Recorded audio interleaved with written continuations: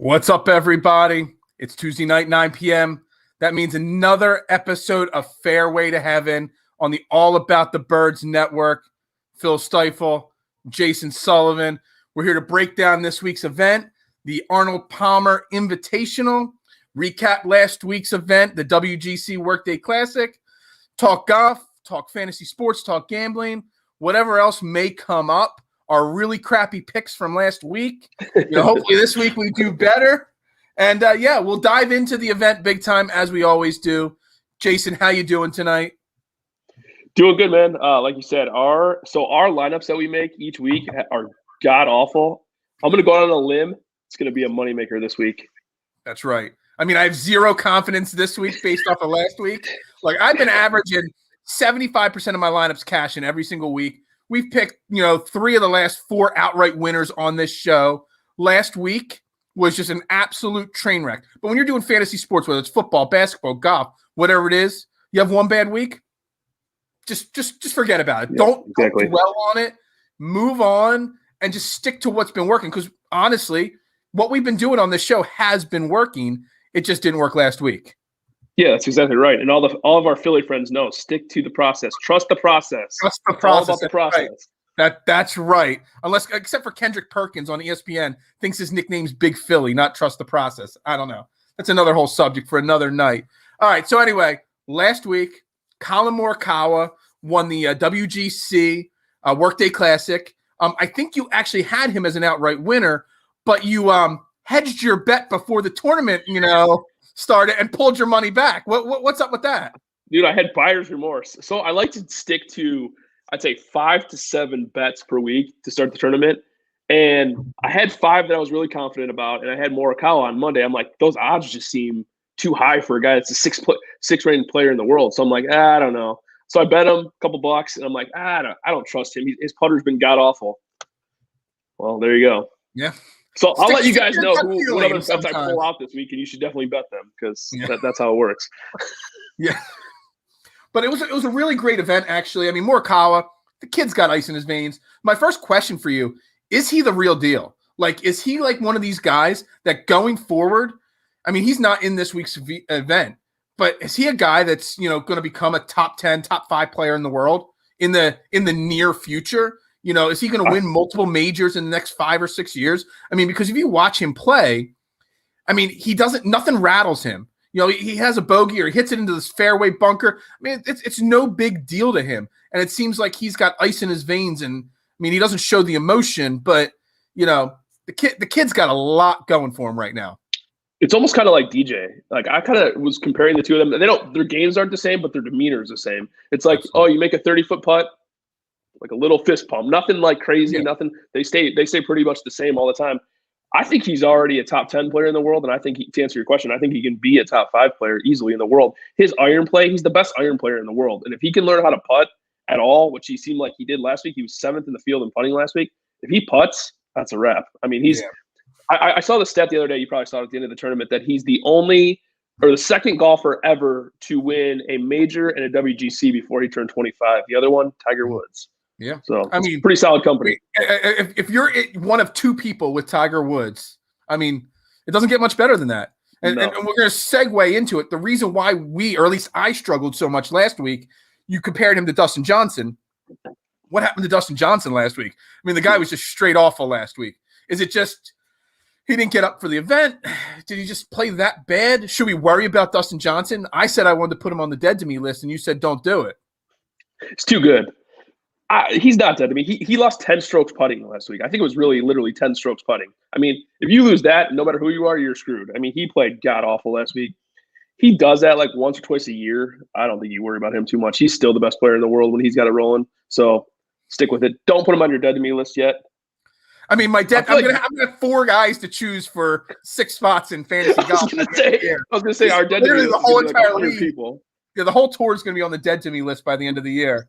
All right, one other guy I want to bring up from last week before we lead into this week. He's the only one of the top 3 names we're mentioning here that's in this week's field is Viktor Hovland, another guy just like Collin Morikawa. I mean, young kid. I mean, he's great. I mean, that's really the only word I can term. You know, outside of that quadruple bogey on the 18th hole at the end of the second round or the third round, I mean, even if he pars that hole, I mean, he's a top 10 play last week. I mean, and that didn't rattle him at all. I mean, he still made a charge on the weekend after that quadruple bogey, where I think he shot a 64 or 66 right after, like the round after hitting a quadruple bogey on the last hole of a round. I think that really says a lot about his character as a golfer. Yeah, he's another guy. He's kind of always the same. Doesn't get up too high or too low. Listen to the stat that I heard about today. So he gained 12 strokes tee to green last week over the field. That's 6 strokes better tee to green than everybody else in the field. The next highest guy was 6 strokes that he gained tee to green. So, I mean, to gain 12 strokes in one tournament, that's insane. I mean, that's crazy. He's tee to green. He's an awesome player. He's just another guy that he can't really putt. But if he ever figures out how to be even an average putter, good luck to the field because it's going to be a wrap. I really think golf is in a great – between Viktor Hovland and Collin Morikawa, the future of golf, I mean, it's insane. I mean, there's a million other great players, but those 2 guys are kind of new to the, you know, the success and everything. And I think they're just going to dominate for a really long time, those 2 guys. I think so too. So I heard a comparison. I want to know what your thoughts are. Viktor Hovland kind of being a young Rory. What are your thoughts on that? I could see it absolutely because again, putting. What's one of Rory's hit or miss things is the putting. You know, what does Rory do? He hits the ball long. He's got a really high trajectory on his shot. What does Viktor do? Hits the ball long. He's got a really high trajectory on his shot. I think the 2 of them are. I think that's a really great comparison right there, actually. Yeah, and I think so too. Viktor Hovland can even win half the majors that Rory's won. That's a pretty successful career. Well, and what happens when Rory putts? He wins by 8 shots. I mean, exactly. So I mean, if you look at it, putts, it's not even fair. Rory won this event in 2018, and he led the field in strokes gained putting that week. So, which is one of the key factors on this course this week is putting. You know, Rory had a great putting event. He wins it. Just no doubt about it every time. Yep. Which is going to be the case, I think, most weeks when he putts well. Problem is, he never putts well. Exactly. I mean, there's definitely events you can win when you're not at the top of your putting game. But last week's event, this week's event, at Bay Hill in Orlando, the Arnold Palmer Invitational, you got to be able to putt. So it's really going to come down to those that are putting well at the moment, that are going to win this week. So anyway, 100%. So moving on to this week, we're at Bay Hill, the Arnold Palmer Invitational. It's not a huge, field of like top name guys, but there's a lot of really good golfers in this event that those people that are playing daily fantasy every single week, week in and week out, pay attention to. Tyrell Hatton, I can't ever say his name. I always want to say Tyler. It's Tyrell Hatton. Tyrell Hatton, yeah. Won it last year, -4. But every other winner after that was double digits. Last year, the weather was god-awful the entire event. Molinari won it in 2019, Rory in 18, Mark Leishman in 2017, and Jason Day in 2016. One key thing in those last 5 winners right there, all non-Americans. It's been since 2015-14 when Matt Every won it. Last time an American won this event. Of all people, the worst golfer on the tour. I'm sorry? I said, and of all people, the worst golfer on the tour wins. I mean, he's in this field this week. He hasn't made a cut. He's 0 for his last 13 on cuts made. So I don't know if he's a play. I might sneak him in one lineup for shits and giggles. But why not? But yeah, so it's definitely a course and an event, a grinder type course and event that the Europeans seem to have the most success at. Some other things that I wrote down here: 5 of the last 6 winners all had top 5 finishes the previous year in this event. The last 10 winners all had made the cut, the previous year, and the last 5, yeah.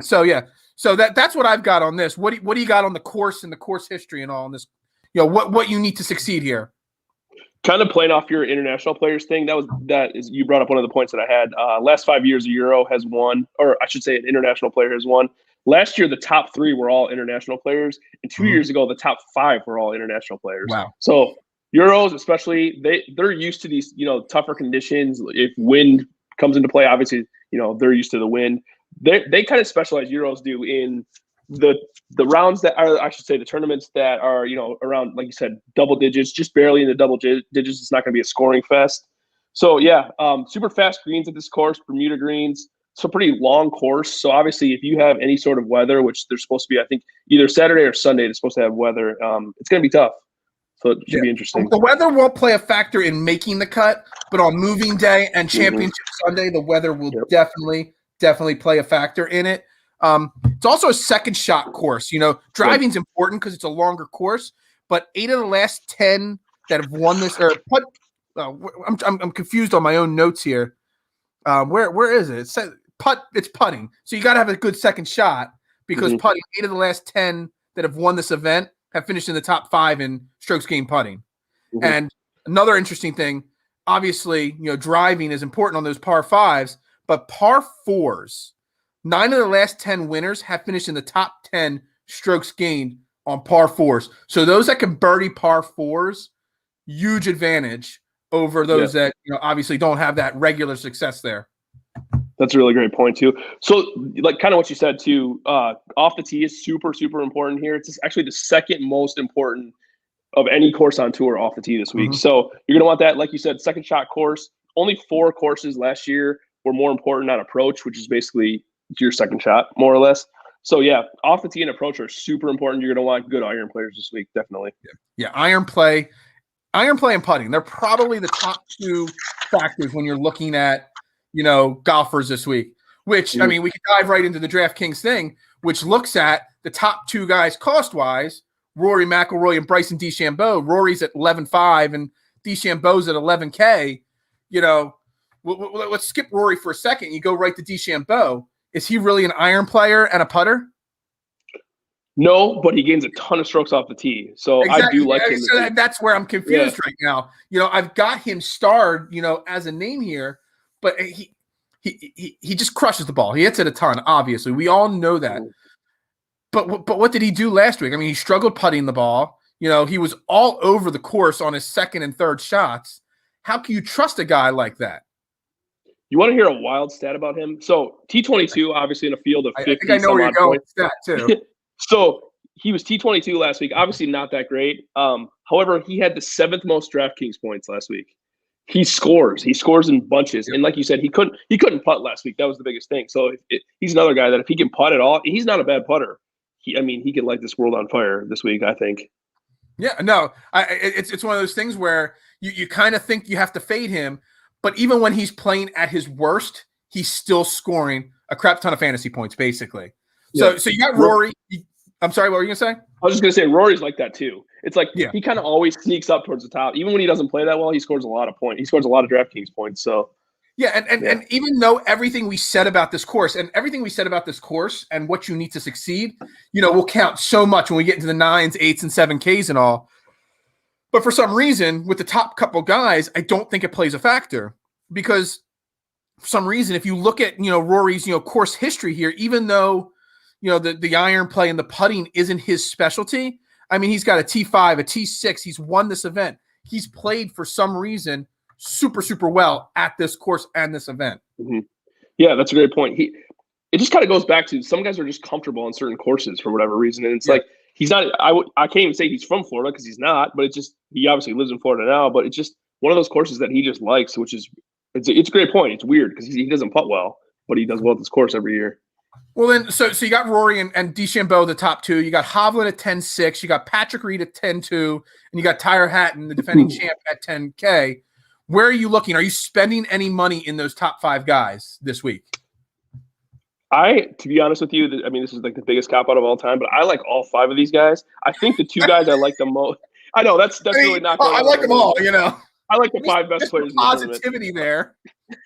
No, there's 2 that I like the most though. I like DeChambeau and Hovland the best. DeChambeau has, like I said, finished 22nd last week, but scored the 7th most amount of DraftKings points.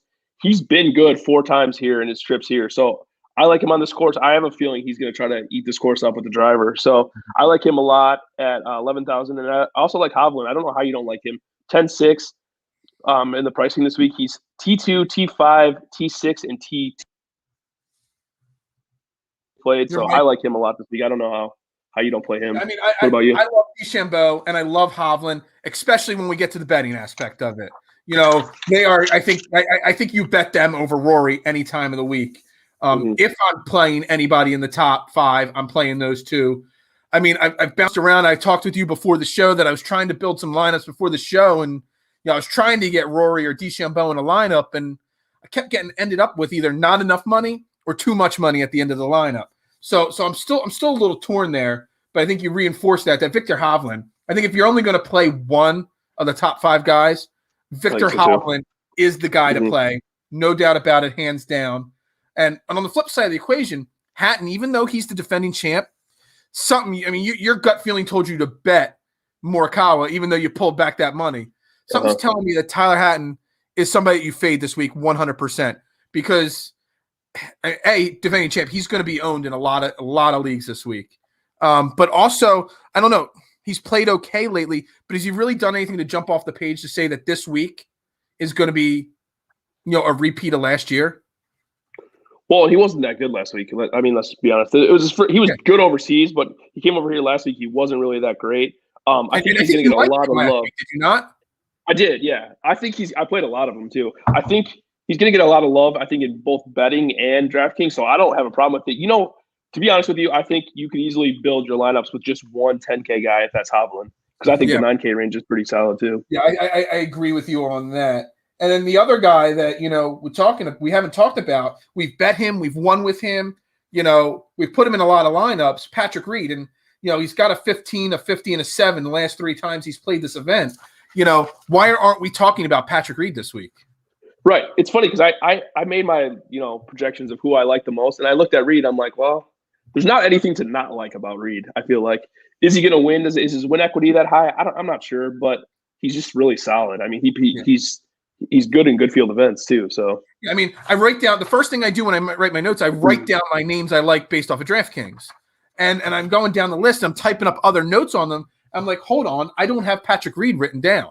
I can't figure out why that Hatton and Reed I don't have a love for this week. I just think if you're going to spend the big money, it's Victor Hovland this week. That's where you have to spend your money. 100%. I agree with you. But again, we both agree that you could probably skip even the 10K range. Can you not? Mm-hmm. I think you can too. And I think this is a week where ownership comes into big time in play. Like we said, those top 5 guys, there's not that much separating them. So if one of those guys comes in single digit ownership, I feel like you almost have to play them.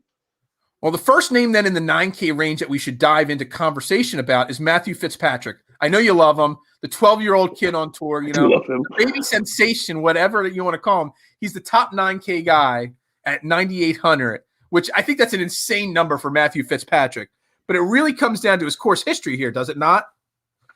Yeah, he's been so good. I mean, his course history plus his recent form. I mean, T11, T5, T17 in his last 3 weeks, and a 2nd and a 9th here in his 2 times he's played here. So I like him too, especially if the weather's bad. I really like him a lot, but I think everyone's going to like him. So it's going to be one of those tough staying away from him 100% because he's a guy I really, unless everybody's thinking like me and nobody picks him, but he's the kind of guy I feel will possibly have like that 25% ownership this week. if not even higher than that. I saw one statistic somewhere in some article that somebody thinks he's going to be owned at 30% this week. Golf? As soon as I read one, it was like a Draftkings professional site or whatever, right, and they like 30% ownership. I'm like, yeah, you cannot spend money on Matthew Fitzpatrick at 9,800 to have 30% ownership. I feel like, especially being that it's golf and not, a different sport, I feel like 30% for anyone in any field, I don't want any part of. It's just like that's how you end up getting burned, and you can differentiate yourself right off the bat. So if he is 30% owned, I think you could find other options. I think this 9K range is pretty loaded. Well, then give me your, the other 9K guys. You got Sung Yu Im, you got, Matsuyama, Spieth, Jason Day, Paul Casey, and Tommy Fleetwood. Where are you pointing to then in that range? I have two that I like the best. Sungjae Im, 9,700. He loves Florida courses, and he has really good results. A T3 and a third in his last 2 years here, so I love him. Good iron player, pretty decent form in his last 4 events, but really likes Florida courses, like I said. And then the other one, I was hoping this would be sneaky, but then every podcast I've listened to, they've talked about him so far. Paul Casey, 9,100. T5, T12, win, T8 in his last 4 events. So he's been playing really good golf. T9 and a T41 in his 2 trips here. So he's been really good, and I was kind of hoping he'd be sneaky this week, but not so much. Who do you like in this range?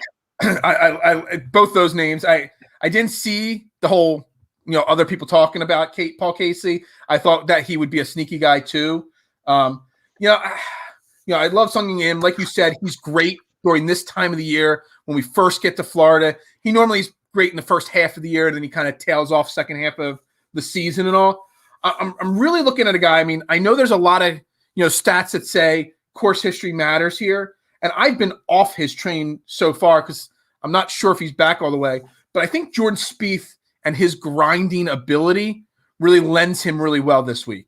I don't know if he necessarily wins the event, but I mean, he's played, obviously, we've talked about him week in and week out, how great it is for the game of golf. I mean, I really like the chances of Jordan Spieth to put up a top 10 finish this week. I think for me, I'm going to bet him. He worries me a little bit off the tee. He sprays it off the tee, and this is a course that's going to penalize you if you don't hit the fairways. So I think he's probably going to be a bet for me this week, but not a DraftKings play, if that makes sense. No, it does. I just something about him, again, we have no course history at this event, which, it's something to touch on, something that's got Arnold Palmer's name on it doesn't have like a bigger turnout, of the major names. Why they skip this event? Maybe it's because it's always after the WGC the week before, and before the players. Yeah. It's right before the players. Too, yeah. I think an event that has Arnold Palmer's name attached to it should have so much more, I don't know, such a better feel to it. It should have the big names should all turn out to honor probably one of the top 2 or 3 golfers of all time. Another name, I don't have an opinion on him. I wrote him down. It's somebody that, just like Hatton, I kind of stay away from the European players till they really get over here and really do well. He's had a little success on the European Tour this year. Another guy I know you like in general is Tommy Fleetwood. Do you have any thoughts on him this week? I mean, he's 4,500, 45 to 1 to win it. He's the cheapest 9K range guy. Do you have any thoughts on him? Too expensive for me, I think, this week. I like Tommy Fleetwood as a golfer, but I just don't think he's kind of like Finau, only not as good. Like guy just does not win over here at all, and he's not quite as good as Finau. He's a stay away from me. And he's got really mixed results. He missed the cut here last year, but again, the weather played a major factor last year. That was really bad. But he's also got a third place and a 10th place in this event in the last 4 years. So he's got some really great success at this event. But on the flip side of the equation, has missed a cut at this event in 3 out of or 1 of the 4 tries he's made it. So yeah, you love the 9K range. I'm a little bit hesitant on a lot of these guys. That's why I feel like you could play Hovland and DeChambeau and then jump right down into that 8K range. Mm-hmm. And I can absolutely. Yeah, no, I agree with you on that. All right, you want to lead the way in the 8K? Yeah, let's jump right into that 8K range. First off, obviously, I've played him a lot this year. He hasn't had great success this year for me, but he's had good success, and his price hasn't gone up as much as I thought it would be. Mark Leishman finished second place last year at this event. He's won this event in the past. He's a guy that at 8,200 that I think between the recent success and the course history success, I mean, I think he's a guy that might have high ownership, but somebody that you definitely got to play this week. Yeah, I agree with you on that one. He's one of my guys. I like a lot of guys in this range, so yeah, but I like Leishman too, for sure. Yeah. And the next guy I like a lot in this range is Louis Oosthuizen. I'm sure you're going to say you like Louis as well this week. Yep. I'm trying to get to. I've got too many notes written down this week, so I got to go through my notes and try to find my Louis notes here. You know, he's played under the radar. 6th place last week, 11th at the Phoenix Open. You know, he's not going to, jump off the stat pages and all, but his well-rounded game and his strokes gained over the last 50 rounds he's played. I mean, nobody's playing better, in some of those categories than he is. Not better, maybe more consistent than him. And if the weather's bad, he's even better too. He's good. He's awesome at that. Go ahead, sorry. I use the word grinder for a lot of the guys I'm talking about today. Definitely right. Yeah, he's better if the event ends up being a single digit or around plus or minus 10. Like him a lot. I like Molinari a lot this week too. He has really good course history here. He's also has really good form too. T8, 59, which isn't great, but T10 and T8 in his last 4 events, and his track record here. I mean, he's played a lot of times here, so his track record here is win, T26, T7, T9, T17, T5, T34. So obviously he likes this course, and he's also a good weather player too. So love him this week. Another thing I read was one place I read, even though he's more expensive, Oosthuizen, you actually play Oosthuizen to leverage over Molinari because so many people are going to take Francisco this week that some people might forget about Oosthuizen, and they're pretty much a similar type of player in this kind of a course. So one's $100 more, but you kind of leverage one for the other. Yeah, that's a really, really good point. People just don't like Louis too for whatever reason, which he's not that likable, but in general, people just don't play him ever on DraftKings. So yeah, I think that's a good point. I seem to love the people that aren't likable, so we'll go right. Yeah, those are all of our favorite players. So some of the other names in this 8K range, guy's been hot lately. He kind of cooled off a little bit last week, but he had a little bit of that, letdown after a win, but he still played pretty well as Max Homa. Are you looking at Max Homa and his hot streak, to continue? Because I kind of say that he's bound to have a little bit of a hiccup at some point here. And a tough course like this with potential bad weather kind of all mixes into Max Homa kind of not withdrawing like, Matt Wolff does every single week, but, having a rough round or two this week. Yeah, no, I could see that 100%. It kind of worries me how much he's playing. There's another guy too. Zalatoris is like that too. So I like both these guys in off the bat. I like both of them. But Zalatoris has played 5 weeks in a row. And there's kind of always a thing that if you see a guy that's playing 4 weeks in a row, you don't play him. Now he's at 5. He's already played 5 weeks in a row. He's playing his 6th in a row this week. It's like at some point the wheels are probably going to fall off. And I'm sure he's going to play next week at the Players. Obviously, nobody misses that event. So it's kind of like eventually he's going to have a letdown, and he might be already looking forward to, or like looking ahead. It's kind of like in basketball. A letdown game, or in football when you're looking to your next opponent. This is a week that I think Max Homa and I guess even Zalatoris, like you said, might have that letdown this week. Yeah, I think so too. There's other good names in this range too, so it kind of makes you think a lot. Sam Burns, I really like this week, and Jason Kokrak, I also like this week a lot too. So a lot's going to depend on ownership in this range for me too, because there's a lot of plays I really like. Yeah, I do like Sam Burns a lot. I don't have Kokrak down on my list, but I do love Sam Burns this week a lot. Sam Burns' nickname is Bermuda Burns, and it's a Bermuda course. So you should play Sam Burns this week. I think that means you play Sam Burns then, He likes Bermuda greens, and this is tough Bermuda greens. So, yep. All right. Well, there we go. Who else do you like in that 8K range? Some of the other names, you got Horschel, finished in 2nd place last week. You got Harris English. You got Kokrak. You got Kevin Na.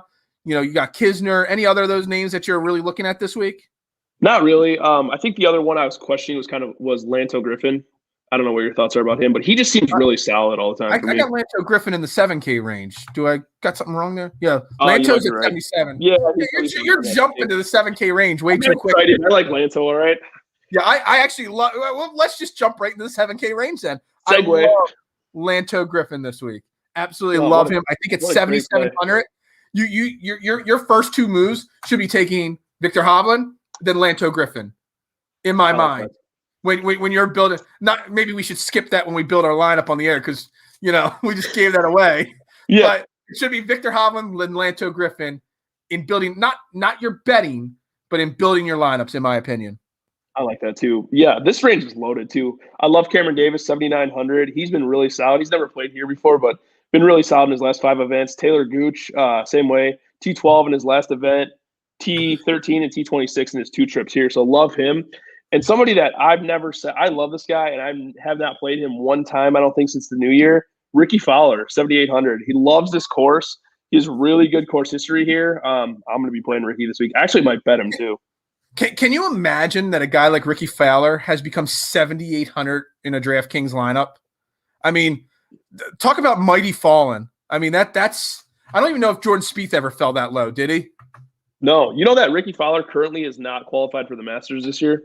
He's so not. He needs some big performance. No, he needs some big performances to catch up here. So, yeah, that's really weird. That's pretty crazy and hard to imagine right there. Yeah. He is not he used to be – He never won a major, but he's always been that guy that's always done really well in majors. He's always a top 5, top 10 guy. And so it's really hard to believe that he's not better. I have one more name in this range that I really love. Oh, well, no, I have more than one more name, but I just have one name I really – I'm trying to cross off the ones you mentioned. So I just have one name I really want to say this week. Christian Bezuidenhout, 7,500. I love him this week. Christian Bezuidenhout. Who? I practiced saying that all day today. I heard somebody say it correctly, and then I YouTubed it. Bezuidenhout is how you say his name. Love him. Euro guy coming over here. T18 is his only trip here, so yeah, I really like him. Good weather player too. So if the weather gets bad, all right, I'll throw a few more in the 7K range. I like. See what you think. First one of the other names right up there with Lano Griffin. That it's either Lano Griffin or this name in every single one of my lineups that I'm building this week in the 7K range. It's Adam Hadwin. He's 7,400. He's 9th in strokes gained putting this year. He's 3 for 3 making the cut here at Bay Hill, T6 in 2017. Plus, here's an interesting stat. We talk about some of these names that we're talking about that are going to have super high ownership this week. Adam Hadwin has averaged 4.9% ownership over his last 5 starts on tour, and he's got a top 25 in all of them. That's interesting. And we kind of always go back to that. You don't need to be super contrarian. You need 1 or 2 guys that are different. I think that's a great play. He's on my list too. I really like Hadwin. I really love him, especially with putting, because if it's going to be bad weather, as long as he's in the fairway, which he's not the biggest of hitters, but he hits the fairway. He's an iron player and 9th in putting. I mean, you can't go wrong with somebody that's 9th in putting. So another name, he's not a guy I love, but again, we've talked about grinders already in the first half hour here, nonstop this week. A guy from Europe that grinds all the time. Again, not a guy that's going to win the event, but at 7,200, Lee Westwood. He's played well at this event before. He's a grinder. He's that European guy that really, veteran kind of guy, just like Oosthuizen and Molinari. He knows how to play these types of courses in bad weather. It's a guy to think about, in my opinion. I've got Luke List and I got Siwoo Kim also written down. Any thoughts on either of those guys? Love Luke List. Luke List loves this course. Say that 3 times fast. He loves this course. I also really like Brendan Todd this week. He's a really good iron player.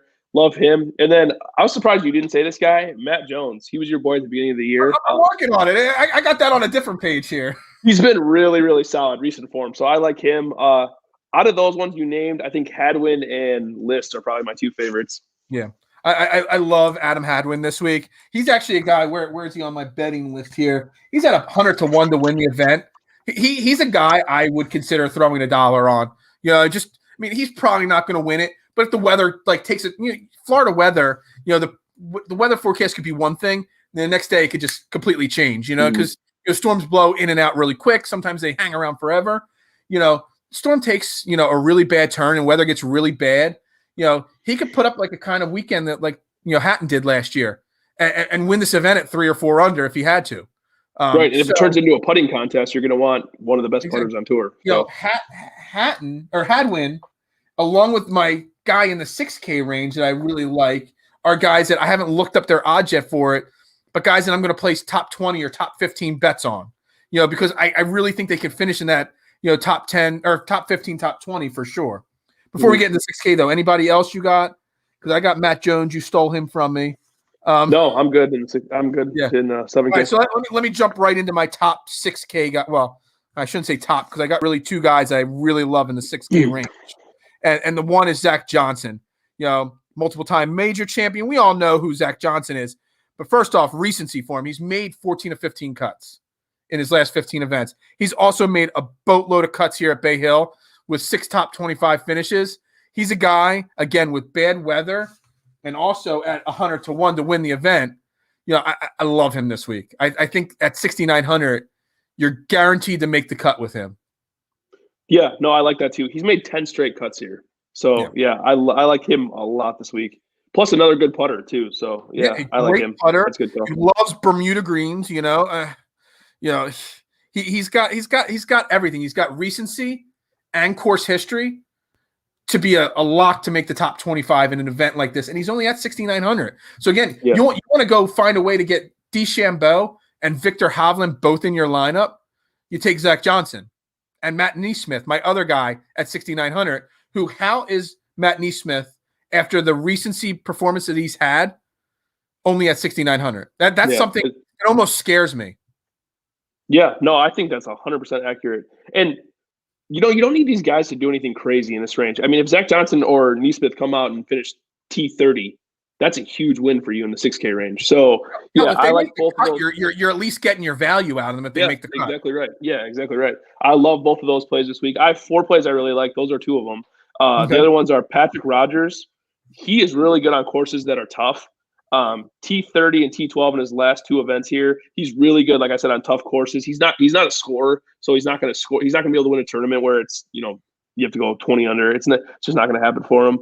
But at a course like this, I really like him. And then Cameron Piercy, 6,500. He has been really solid in his last 3 events, and I've kind of been playing him recently. T7, T21, and T48 in his last of 3 events. Never played here before, but just another guy that's just really solid. He doesn't stand out. He's kind of like Hadwin almost, where he doesn't stand out in any range, but he's just kind of good across the board. I was going to say, I got one other name in the 6K range. What do you think of Sebastian Munoz? He's 6,700. I'm sorry? I like him too. Yeah. I mean, he doesn't have a lot of major success in his career, but last week, 4.9 strokes gained with his irons, which again, you need to get it on the green at this course. And, as long as he's getting it in the fairway, even if he's just in the intermediate rough, he's a great, great iron player. And again, he's another guy that putts well on Bermuda grass. It's a guy I look at. But I mean, in the 6K range, again, you don't want to be playing 2-3 guys in the 6K range. You want one, maybe if you're going really top heavy 2, but you really don't need much more information than that in the 6K range. Right. Exactly right. Did we miss anybody on your list? Because I'm going through my list now, making sure I haven't missed anybody. I don't hate isn't it Matt Wallace? I don't hate him. 6,900. He's been really good in his 2 trips here. He's a good putter too. T24 and T6 in his last 2 events here. So I don't hate him either at 6,900. He's another guy he's a Euro guy. He can make a cut for you. Yeah, I missed one of my 7K guys, Cameron Tringali. I bet him a few weeks ago, and he actually had a pretty decent event that week. Yeah. He's been actually great playing golf lately. His last couple events, T26, 7, 17th, and 18th, and he does it with 2 things, his irons and he's putting. Again, 2 key things here at this course and all. He gained so many strokes gained in putting and with his iron play. So I think he's a solid play at 7,700 as well. Yeah, no, I like that too. He's just another guy. He's not going to jump off the page at you. He's not flashy at all. They never show any of his shots on any of the telecasts at all, so you're never going to see him on TV. But he's a really solid player. Yeah, and again, these guys in the 7K and the 6K range, we're not picking them to win events. I mean, we might throw a bet out there, a small bet for them to win an event, but on the flip side of the equation, for the most part, you're betting them to finish in the top 20 or top 30, and that's about it there. All right, let's get into building this lineup. I am not sure whose turn it is, so I will just let you make the first bet. Since we've been so absolutely on fire lately, we've been absolute trash. Let's mix it up. You take the first 2 players, and then I'll take the next 2 after that. Let's mix it up. Currently, we stink at picking. Our lineups win every week, except for the lineup we pick on the air. Yeah, this is my worst lineup every week. It is my worst lineup every week as well. It's a really good plug for us. I'm going to do something really bizarre. I'm not going to start at the top. I'm going to start at the bottom. Patrick Rodgers. Oh, see. That changes things up. All right, so you're going 2. You're going Patrick Rodgers and who else? Hold on. I'm going to go Patrick Rodgers and we'll go Cameron Davis. You're going with Yeah, so that leaves me with 8,800. That's fantastic. That's a great leave. I really appreciate that right there. Fun fact about Cameron Davis, real quick, just 7,900. He's underpriced. He scores. He's one of those guys that, like, you see his finishes T43, T14, T32. But if you look at his finishing points in DraftKings, he always outscores his finishing position. So Yeah. I like that value. Yeah, I think that's pretty solid there. All right. Well, shoot, you already took one 6K guy, so that pretty much crosses my 6K guys out of it. I can't really go there. So we're gonna definitely go big here. I'm sorry. You got to go big here. Yeah, we're gonna go Victor Hovland and Adam Hadwin as my two guys here. Ooh, I'm gonna take the obvious Hovland off for you, but also add Adam Hadwin, so it still leaves you with 8,650 at this point. So we got Rogers, Cameron Davis, Adam Hadwin. There are cheap plays, but then I just went and took the best player in the field, in my opinion, in Victor Hovland. I'm gonna go Molinari. I just have a feeling. Okay, I was gonna go popular. But I left Molinari out there for you, so that's fine. All right, that leaves us with 8,600 for the last pick. Whew, you're really high on Kokrak. Whew. Are you not? I do like Kokrak. The one thing that worries me about Kokrak is kind of the same thing we talked about. Who are we talking about with was it Molinari with the high ownership? Mm-hmm. Is that who we're talking about? And that's the other thing. Like I love Mark Leishman at 8,200. That's available. Right. But again, with his course history, he might be another guy that's got super high ownership. Right. I'm scared of Kokrak. I'll be honest with you. If he is like 25%, no way am I playing him this week in any lineup. All right. So then you throw Sam Burns as your final pick in the lineup. Then it's your call, pal. That's my call. Yeah. Mm-hmm. All right. Let's go Sam Burns then. First of all, can we talk about how you have 12,000 crowns on your DraftKings? Jeez. But I have $7 in my account. Just so you know. I just noticed that. I'm like, holy crap! I haven't spent crowns in ages. Okay, saving up because when I'm broken 2 weeks on DraftKings, that's how I'm entering all my events. You could probably get a shirt at this point. Oh, a shirt! How about that? I really need that shirt. All right. So what did you go, Burns, this week? That's just awful. That's enough. I before this event, before the show started, I was talking with Jason off the air that I literally have no confidence this week. A, because we were so bad last week, but B, because I really don't like. There's guys I like in each range, but it seems like a week that's really tough to build a lineup. Yeah, you're going to need to hit that one guy, and you've kind of talked me into Adam Hadwin being that one guy. I feel like a lot of the ownership's going to go in the same spots, and you're going to need that one or two guys that nobody else has, and Hadwin might be that guy. So I'm leading Hadwin and Zach Johnson as the two guys that one of them's going to be under 6% owned, and one of them's going to hit really big. This is like you said with Hadwin. Hadwin's never highly owned ever. Like I don't remember the last time he was ever more than 5-6% owned. What I say, like 5 straight weeks under 5% owned. 4.5, yeah. That's an insane number right there. So yeah, I mean it's a tough week to pick lineups because we like guys, but you got 2 or 3 big guys that you really like, 2 or 3 mid-range guys, and then really finding that middle ground in all of them. It's really quite a challenge in my opinion. Yeah, I feel like this is going to be a week where it's kind of a weird week. I usually say like the tournaments are won and lost at the bottom end of your lineups, your value guys. I feel like this is going to be a tournament where the middle guys, the ownership's all going to go in the same spot. You're going to need to hit at the top and at the bottom. That's how you're going to differentiate yourself. I mean, well, let's talk about hitting on this week. Then Bryson DeChambeau. Let's get back to him for a second. I mean, again, a T22 last week, which I can't believe he finished at that spot in the event because, I mean, he was all over the place last week. He probably shot a 91 one round and a 50 of the other round. It's kind of how it felt last week. But again, like you said, was it 5th or 7th in overall DraftKings scoring last week? But I almost feel like he's a stronger bet than he is a stronger play because I think he is such a boomer bust guy. I kind of feel like I absolutely have to place a bet on him to win outright this week. I think so too, and his odds are a little longer. I think Rory was 8-1 last time I saw. Well, when I did it, 8.5 to 1 the last I saw. Okay, yeah. So yeah, Bryson's odds are a little bit longer. Yeah, I think he's a good bet this week too, though. Yeah. I actually feel more confident making a bet on him than I do putting him in my lineup. Am I weird for saying that? No, I think that's smart for sure. Where else are we looking at on the outright betting then? So I have a couple more other bets that I've bet so far. I don't know. You know how you said you were having a hard time with your DraftKings picks this week? I was having a hard time with my bets this week. I've placed 3 so far. Okay. I have Corey Connors 80-1. That's another guy I like betting him more than I like him in DraftKings, way more, to be honest with you.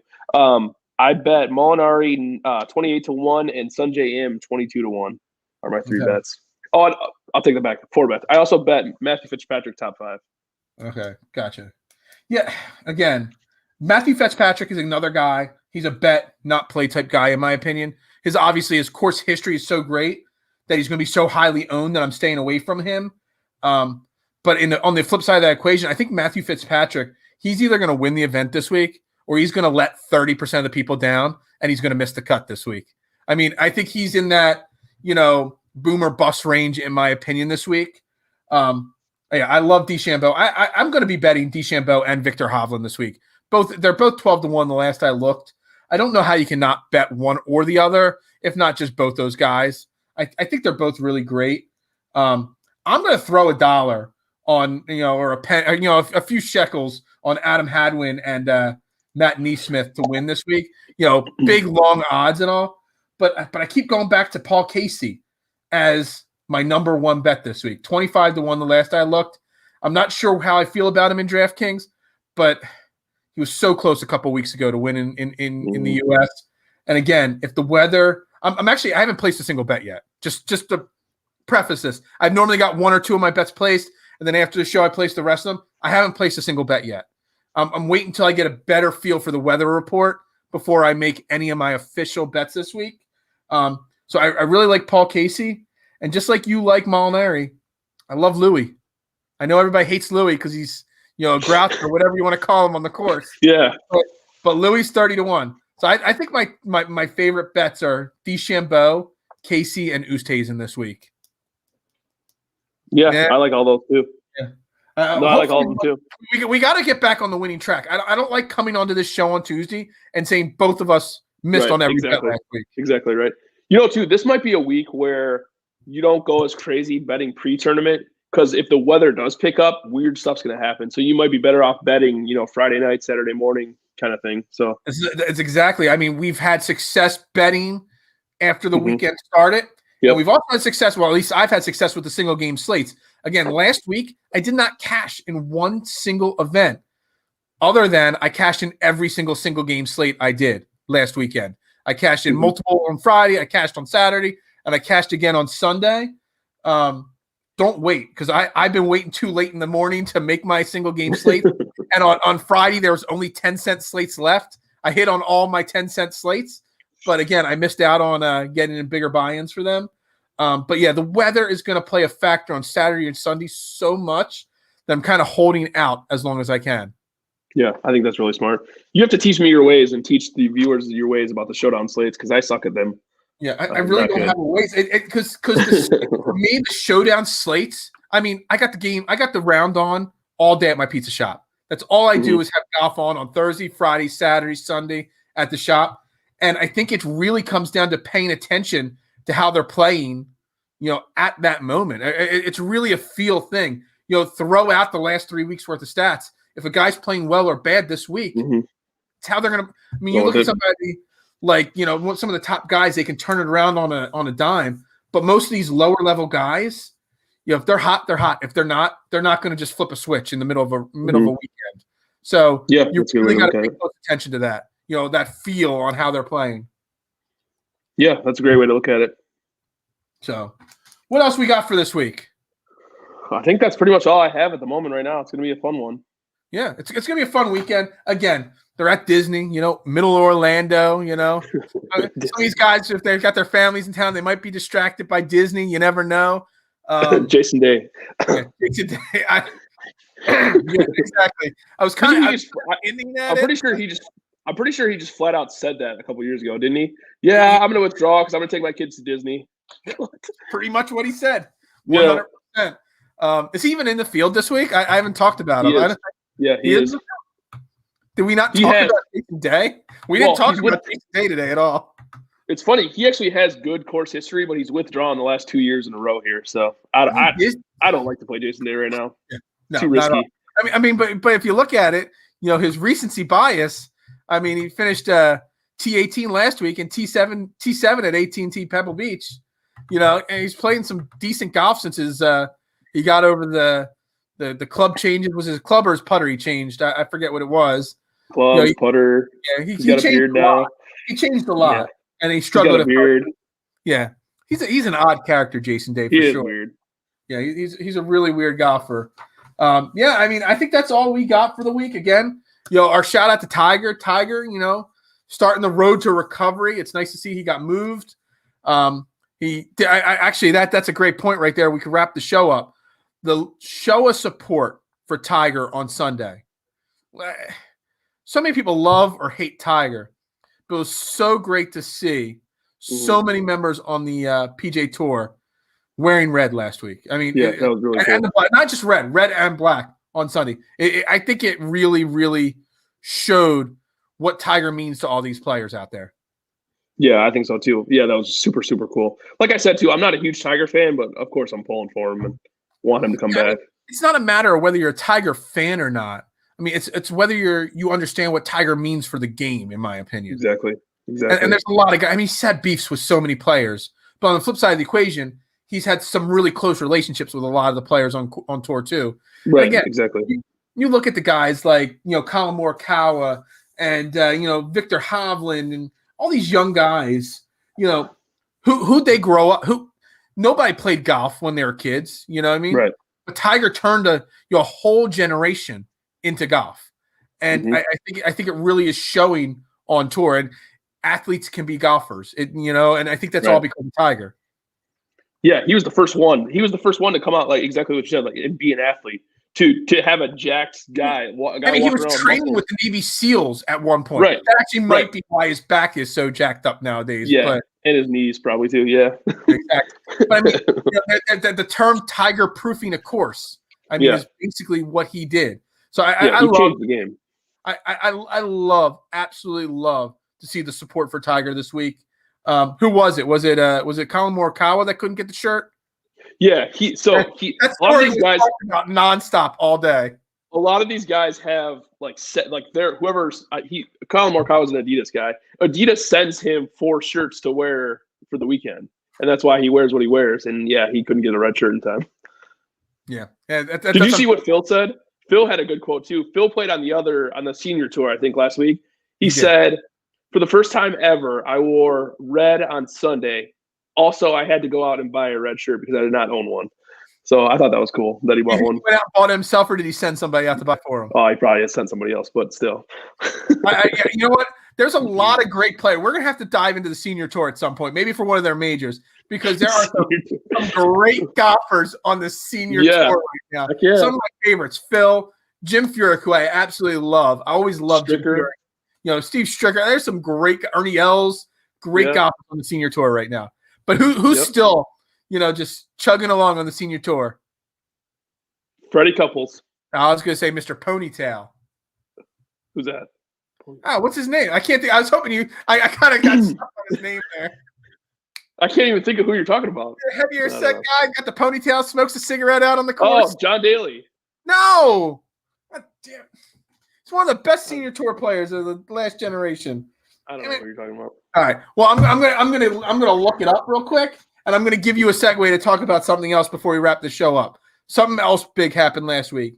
We talk about the Pro Tour all the time. We talk about the majors. Now we just talked about the senior tour. A female golfer came out of retirement last week. Oh, Annika Sorenstam. Yeah. See her back on tour last week. She made the cut and everything after having not played in what felt like 10 years or something. I think it was 10 years. Yeah. Yeah. So it was really great to see her. Any thoughts on that? I mean, any thoughts of? I was talking to her because I'm showing it at my pizza shop. I'm watching golf all the time, so I'm trying to explain the golf game to a bunch of my employees that know literally nothing about golf. And I was trying to explain to them about Annika playing on the Pro Tour, the PGA Tour. Right. Back when she played a few wild. events. It was just that's wild to think that she played with the men. Bernard Langer is who I'm thinking of. Okay. Do you know who I'm talking about, Bernard Langer? I know him. Yeah. I know him. He's getting up there in age. Yeah, but he's always contending, in every event. So, he's number 2 on the official senior world golf rankings right now. So, just an FYI, I do have a little knowledge of the senior tour right now. We'll break it down soon. Yeah. The senior tour is actually what got me into golf. So the not 99 or 2000 senior tour, the U.S. Open, was held in just upstate Pennsylvania. And they the people that ran the tournament came to my college looking for interns. Another hot topic right there. Unpaid interns. They came to my college. I was a hospitality college looking for unpaid interns to work the event. So I'm like, okay, I get a full internship for working 1 week. And I get the college credits and all that kind of stuff. I'm like, I'll do it. And I had a lot of restaurant experience. So I took a week off from work at my job. I went up and I worked. They put us up at the college dorms near it. It's in Saucon Valley. It's up in Scranton, PA. Maybe Allentown. Yeah, Scranton, PA. And so I'm working and having a lot of restaurants experience. I got put in one of the corporate tents as a bartender. So I'm working in what's now Wells Fargo. Back then was called First Union Bank. Their corporate tent was right off the 18th green. And during one of the practice rounds, I hear so much noise off the 18th green. So I leave the tent for a second. I go and I check it out. It was Arnold Palmer, Jack Nicklaus, and Chichi Rodriguez all practicing together. Chichi? Remember Chichi? 10,000 people watching them in the practice event. And I'm like, what is this going on? How are this many people? I knew who Jack Nicklaus was. Right. I never watched him play golf or anything like that. After that round of golf, the 3 of them came into my tent and ordered drinks. And I got to serve them drinks. I don't remember what I made them. I don't remember what I got them. But I was kind of like, maybe I should look into this golf sport a little bit. Like what is this? People really get into this and everything. So that is where my love for golf started. Hey, do you remember Chichi when he used to make his putts and he used to do take the putter and act like a sword? Of course I did. Yeah, it was great. I mean, he became a legend. He was like a gimmick. Yeah, he wasn't even good at golf, but he was fun to watch. He was not a good golfer, but he was, he was a gimmick. But yeah. So that's my fall in love with golf story right there.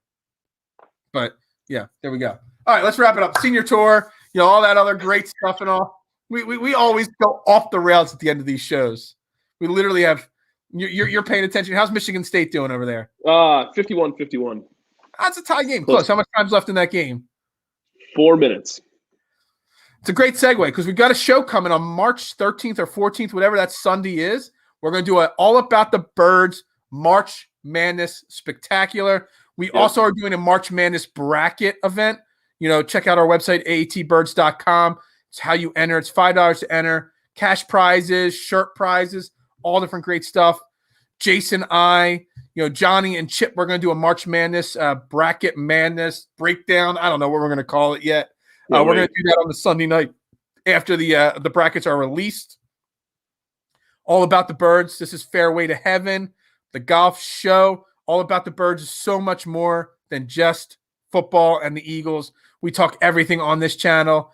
So make sure you're tuning into all the great shows that we got on this network. Chip and Dish on Monday night. This show on Tuesday nights. We'll be back tomorrow. All About the Birds, the weekly report. We got NJ.com reporter Mike Kay coming on our show. One of the best beat reporters that covers the Eagles. We're going to be interviewing him. We got the draft show on Saturday night. We got the Birds Beer and BS show on YouTube exclusively right now on Friday nights. Peanut and his crew doing that show, talking beer and birds. It's a great show. It's a great name for a show, isn't it? It Birds, really is. Beer and BS. It's a great name. I love it. But I think that pretty much wraps up this show. Jason Sullivan right there. He's the master. He's the guy with all the knowledge. I'm just an idiot that talks here, Phil Stifle. You can follow him at jsully2121. Beard of Knowledge right here.